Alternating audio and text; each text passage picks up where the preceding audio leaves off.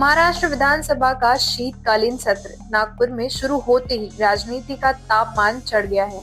पहला ही दिन और सत्ता पक्ष विपक्ष दोनों के तेवर बिल्कुल अलग अलग। 58 सदस्य मौजूद, लेकिन विपक्षी पक्ष नेता की कुर्सी अब भी खाली और इसी ने सदन की गर्मी और बढ़ा दी है। किसानों के मुद्दे, कानून व्यवस्था की खामियां और दर्जनों सवाल पर विपक्ष के विभिन्न नेता सरकार पर जमकर हमले कर रहे हैं।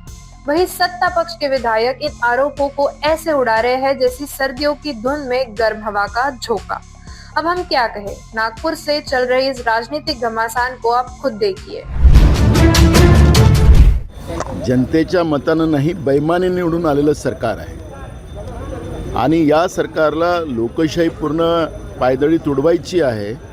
ही मानसिकता या सरकारची आहे, यांच्या केंद्रीय सरकारची तीच मानसिकता आहे आणि त्याच्यामुळे महाराष्ट्राच्या परंपरेला जी विधिमंडळाची जी परंपरा होती त्या परंपरेलाच काळीमा फासण्याचं काम राज्याचं महायुतीचं फडणवीसाचं सरकार करते आहे असं चित्र आपण पाहतो आहे। हा शाहू फुले आंबेडकरांचा महाराष्ट्र आहे आणि या महाराष्ट्रामध्ये विधिमंडळामध्ये विरोधी पक्ष नेता नसेल तर लोकशाहीची जी दोन चाकं आहेत ती एक चाक यांनी काढूनच टाकलेलं आहे। त्यामुळे या सरकारला नाही जनाची तर मनाची लाज असली पाहिजे आणि त्यामुळे या सरकारने तातडीनं आजच निर्णय करून दोन्ही सभागृहातले विरोधी पक्ष नेत्यांची स्पष्टता व्यक्त करावी।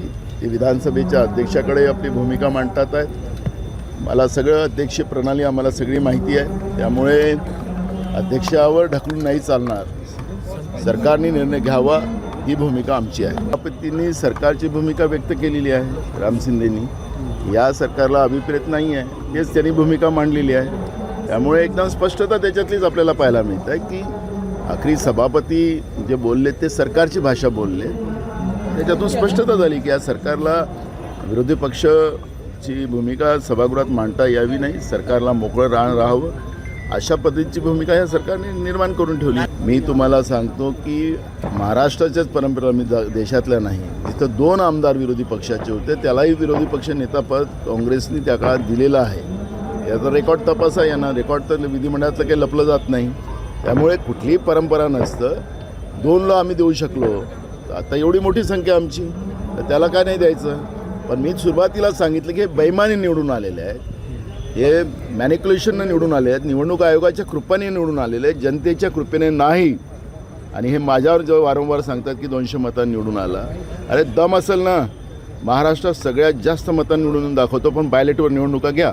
नसेल ज्या दिवशी नाही मिळालं महाराष्ट्रात सगळ्यात जास्त मतं, राजकारणातून संन्यास गेला नाना पटोले हे यांनी ज्या पद्धतीनं निवडणूक आयोगाच्या माध्यमातून हे जे निवडून आले त्या आधारावर हे करतात। म्हणून जनतेची भीती यांच्या मनात नाही, संसदीय पद्धतीची भीती यांच्या मनात नाही, संविधानाची भीती यांच्या मनात नाही आणि म्हणून हे या पद्धतीनं वागतात आहेत आणि हे महाराष्ट्राच्या लोकशाही परंपरेला कलंकित करण्याचं पाप महायुतीचं सरकार करते आहे। अरे मी सांगितलं महाराष्ट्रातली परंपरा रही, यांच्या विरोधी पक्षाचं 2 आमदार असताना सुद्धा आम्ही विरोधी पक्ष नेतेपद दिलेलं आहे।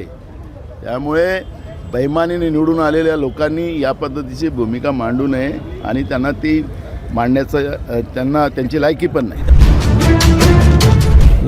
मागील अनेक वर्षापासून हा विषय ज्या प्रमाणात वाघांची संख्या वाढलेली आहे, ज्या प्रमाणात बिबट्यांची संख्या वाढलेली आहे आणि यामुळे जंगलाच्या बाहेर आता वाघ शिरत आहे, बिबटे तर आज शहरांमध्ये आलेले आहेत आणि मोठ्या प्रमाणात वन्य प्राणी आणि मानवांचा संघर्ष आपल्याला बघायला मिळतो आहे। मोठ्या प्रमाणात मृत्यूसुद्धा यामध्ये झालेला आहे। एकट्या चंद्रपूर जिल्ह्यामध्ये जवळपास 48 लोकांच्या मागच्या वर्षभरात मृत्यू झालेला आहे। भंडारा गोंदियामध्ये 9 लोकांची यामध्ये मृत्यू झालेली आहे। मला असं वाटतं हे गंभीर आहे आणि याला गंभीररित्या घेऊन वनमंत्र्यांनी यावर निश्चितच पावलं उचलले पाहिजे। काही AI टेक्नॉलॉजी वापर करून या लोकांमध्ये जे आता हे जे संघर्ष आहे हे कुठेतरी थांबवले गेले पाहिजे आणि मला असं वाटतं की हे आता पुढे आणखीनही गंभीर होत चाललं आहे। उद्या गावातील नागरिक कुठेतरी एक भीतीचं वातावरण संपूर्ण गावांमध्ये पसरलेलं आहे. नाही, वन विभागाचं ऑफिस कुठेही हलवणार नाही आहे. ते इथे विदर्भातच राहणार आहे, नागपूरमध्येच राहणार आहे. कारण विदर्भ ही आता टायगर कॅपिटली, नागपूर हा टायगर कॅपिटली झालं आहे. आणि विदर्भातील सगळ्यात मोठ्या प्रमाणात जे आज फॉरेस्ट कव्हर आहे हा विदर्भात भंडारा, गोंदिया, गडचिरोली असणार किंवा चंद्रपूर असणार, या सगळ्या भागांमध्ये मोठ्या प्रमाणात जंगलं आहेत. तर मला असं वाटत नाही की या प्रकारचं कुठेही पाऊल राज्य सरकार उचलणार आहे. असं आहे की या विषयावर मी अनेक वेळा बोललो, तरी देखील मुख्यमंत्री यांनी जे काल विधान केलं ते मी बघितलं. राज्याचे उपमुख्यमंत्री एकनाथराव शिंदे यांनी त्याच्यावर दिलेलं लंबचौडं भाषण तेही मी ऐकलं. परंतु मला एवढंच फक्त सांगायचं आहे की राज्याच्या मुख्यमंत्री उपमुख्यमंत्र्यांना की आपल्या विधिमंडळाचे जे सचिव आहेत, मुख्य सचिव जे आहेत, त्या सचिवांनी या संदर्भामध्ये मला दिलेलं जे पत्र, लेखी पत्र आहे, त्या पत्राचं कधीतरी त्यांनी वाचन करण्याचा त्रास घ्यावा. एकूण सदस्य संख्येच्या 10% सदस्य असले पाहिजेत असं सातत्यानं खोटं सांगून आणि तुम्ही देखील त्यांचं खोटं दाखवून अशा पद्धतीचं एक चित्र महाराष्ट्रामध्ये उभं केलेलं आहात की आमच्याकडे 288 पैकी 29 आमदार कुठल्याही एका पक्षाचे नाहीत, म्हणून ते आम्हाला विरोधी पक्षनेतेपद देत नाही आहेत. परंतु माझं त्यांना आव्हान आहे की घटनेमधली तरतूद तुम्ही मला दाखवा की अशा पद्धतीनं 10% आमदार असणं गरजेचं आहे.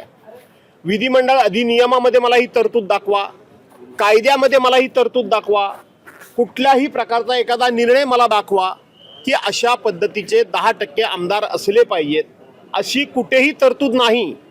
आणि तशा प्रकारचं लेखी पत्र मी सचिवांना देऊन त्यांच्याकडून उत्तर देखील घेतलेलं आहे की 10% सदस्य संख्येची अट कुठेही नाही. परंतु हे मुख्यमंत्र्यांना माहीत नसेल का? तर नक्की माहिती असेल.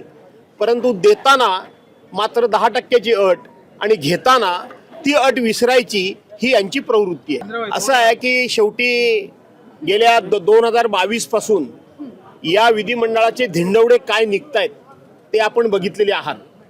हे ज्या वेळेला उद्धव साहेबांचं सरकार पडलं तेव्हापासूनचा जर इतिहास आपण बघितला तर उपसभापतींना आमदारांनी केलेली बंडखोरी किंवा पक्षांतर्गत बंदीविरोधी कायद्यावर त्या ठिकाणी कुठलाही निर्णय घेण्याचा अधिकार नाही आणि विधानसभेच्या अध्यक्षांची निवड करण्याचा अधिकार दिला.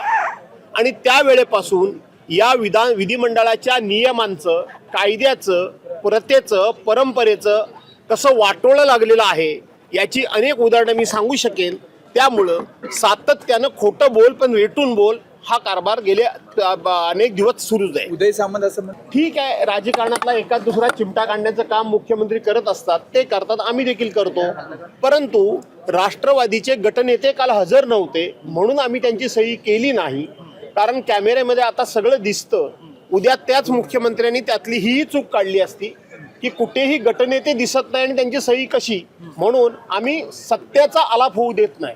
आम्ही खरं ते समोर ठेवतो, बाकीचे लोक खरं लपवतात. आम्ही जे आता बोलतोय ते केवळ विधानसभेच्या विरोधी पक्ष नेतेपदाकरता बोलत नाहीये, तर विधान परिषद आणि विधानसभा दोन्ही सभागृहाच्या विरोधी पक्ष नेतेपदाची निवड त्यांनी करावी आणि लोकशाहीची त्यांनी इब्रत राखावी, लोकशाहीचा मान सन्मान करावा, अशा पद्धतीचा आमचा आग्रह दोन्ही सभागृह करता राहणार आहे, एकाच सभागृहाकरता. मला वाटतं विधान परिषद सभापती राम शिंदे साहेब यांचा काहीतरी गैरसमज झालेला दिसतोय.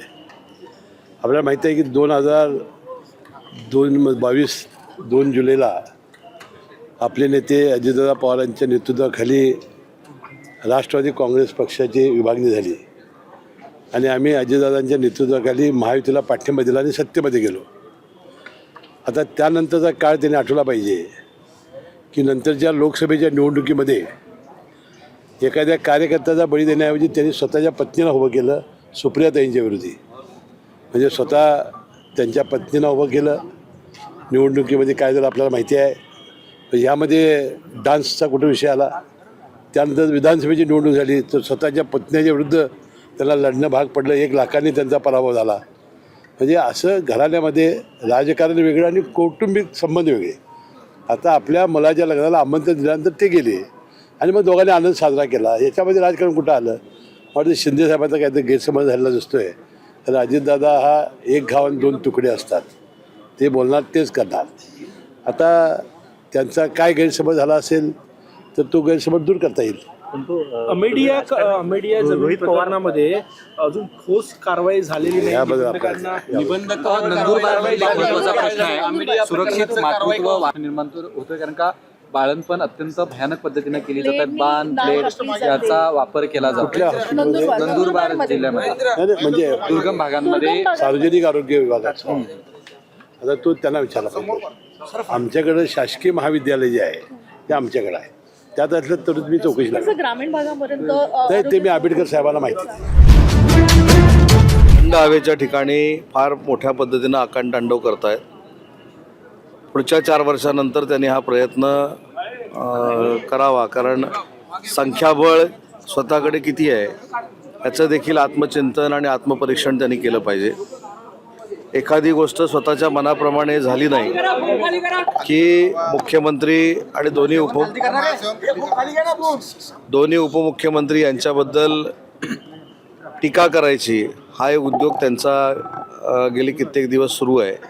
परंतु विधानसभेच्या निवडणुकीनंतर त्यांनी आत्मचिंतन खरं करणं गरजेचं होतं की आपले 46च का आले आणि आपला विरोधी पक्षनेता का होऊ शकत नाही हे त्यांनी स्वतः तपासून बघायला पाहिजे. प्रत्येक अधिवेशन आलं की विरोधी पक्षनेता नाही आणि कालपासून नवी जी एक चर्चा सुरू आहे की शिवसेनेचे ज्येष्ठ सदस्य आदरणीय भास्कर जाधव साहेबांना काहीतरी विरोधी पक्षनेतेपदाचं पत्र दिलेलं होतं, परंतु आता ते नाव बदललं जाण्याची शक्यता आहे अशी देखील चर्चा नागपूरमध्ये फार मोठ्या पद्धतीनं सुरू आहे. त्याच्यामुळे विरोधी पक्षनेता जाहीर करणं ही जबाबदारी आणि हे अधिकार विधानसभेचे अध्यक्ष आणि विधान परिषदेचे सभापती या दोघांना आहेत आणि ते दोघंही सक्षम आहेत. ते योग्य तो निर्णय घेतील. आपल्याला आठवत असेल की मी 1 वर्षापूर्वी हेच आपल्याला सांगितलं होतं की भास्कर जाधव साहेब हे विधानसभेमध्ये विधान परिषदेमध्ये त्यांचा अनुभव आहे आणि ते आक्रमक आहेत. त्याच्यामुळं ती आक्रमकता स्वतःच्याच पक्षावर उलटू नये यासाठी त्यांच्या समाधानासाठी तुम्हाला आम्ही विरोधी पक्षनेते करतो हे सांगून हे पत्र देऊन त्यांना थांबवण्याचा प्रयत्न होता, त्यांचं समाधान करण्याचा प्रयत्न होता. पण जाधव साहेबांच्या देखील आता लक्षात येईल की नक्की कोणाचे मनसुबे काय आहेत.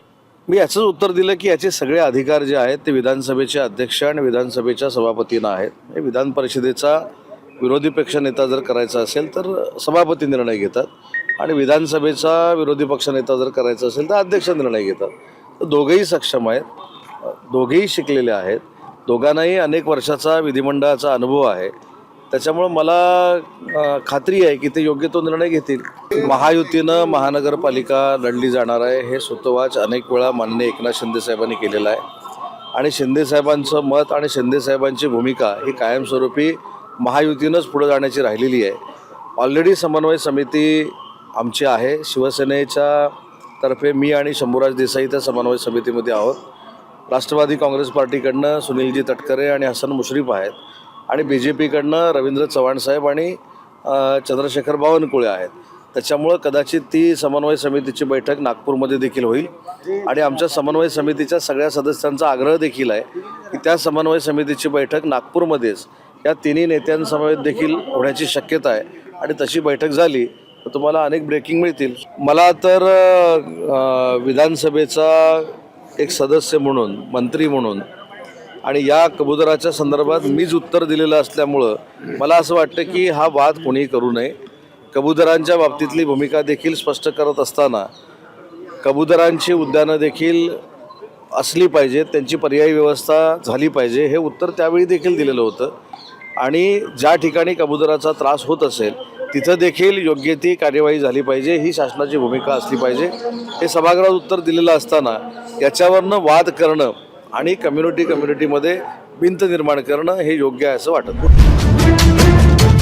जे माझ्या निवडणुकीमध्ये मी निवडणूक आयोगावर तक्रार केली होती ती आता तक्रार पेंडिंग आहे. काय त्याच्यावरती अहवाल आहे, काय त्याच्यावरती निर्णय आहे ते आता लवकरात लवकर कळेल. बघा, लोकभावना ही लक्षात आली पाहिजे, लक्षात घेतली पाहिजे.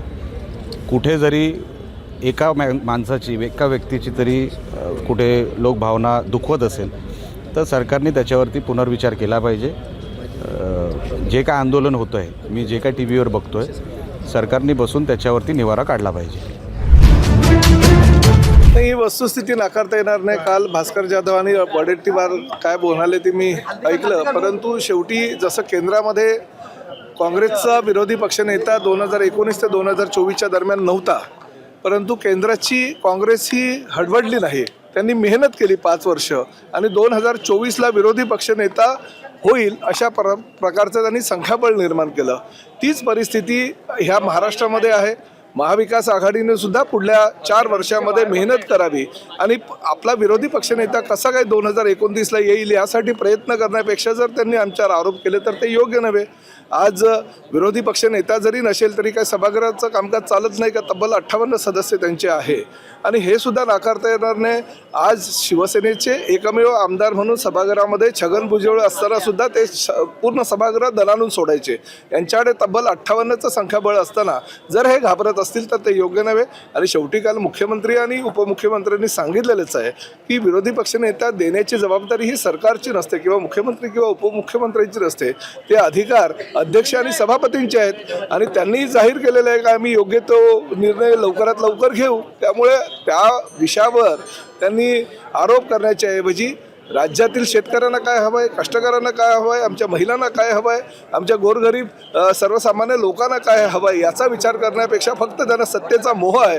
विरोधी पक्षनेत्याची खुर्ची मिळावी, त्यांचा बंगला मिळावा, त्यांचं कॅबिन मिळावं यासाठी जर ही लोक भांडत असतील तर ते योग्य नव्हे. भास्कर जाधव आणि तुमची काल भेट झाली, काय नेमकं भेट झाली? नाही बघा, नगरविकास राज्यमंत्री असताना भास्कर जाधवांकडे मी सातत्याने जायचो माझ्या विधानसभा मतदारसंघातली कामं घेऊन आणि शेवटी आमदार हा मंत्र्यांकडे जातच असतो. तो भले कुठल्या पक्षाचा आमदार आहे आणि कुठल्या पक्षाचा मंत्री हे बघत नाही. भास्कर जाधवांच्या मतदारसंघामध्ये एसटीच्या विषयक काही अडचणी आहेत. त्यांना कुठेतरी एसटी चालू करायची आहेत आणि एसटी महामंडळाच्या अंतर्गत किंवा परिवहन सेवेच्या अंतर्गत जर त्यांना माझ्याकडनं काही मदत पाहिजे असेल तर या सभागृहातील ज्येष्ठ सदस्य म्हणून मी त्यांना 100% मदत करेन. परंतु त्याचा आणि ऑपरेशन टायगरचा हा ताळमेळ जर तुम्ही कुणी लावत असाल तर ते योग्य नाही. ऑपरेशन टायगर चालू आहे ही वस्तुस्थिती आहे, पण त्याचा आणि भास्कर जाधवांचा आणि माझ्या भेटीचा काही अर्थ लावू नये. सातत्याने तुमच्यावरती असे आरोप हे हेतुपुरस्पर आरोप आहेत का काही? आता हे आपल्याला कळायला पाहिजे की हेतू पुरस्कार काय एकट्यावरच आहे. परंतु तुम्हाला टार्गेट केलं जातं राजकारणात. हे आता आपल्या माध्यमांना लक्षात आलं की टार्गेट अशा पद्धतीने केलं स्वाभाविक आहे. कोण काय आरोप करतो त्याच्यापेक्षा मी माझं सरळ काम करतो. और अपनी राय जरूर बताइएगा. हमारा हर शब्द समाज की आवाज, हमारी हर पहल निष्पक्षता का कदम, आपकी हर समस्या में आपसे पहले दिखेंगे हम हैं न्यूज फर्स्ट. ईश्वर का सच, हमारा साहस और आपका विश्वास. सच, साहस और विश्वास. अगर आप ये वीडियो YouTube पर देख रहे हैं तो हमारे चैनल को सब्सक्राइब कर बेल आइकन दबाएं.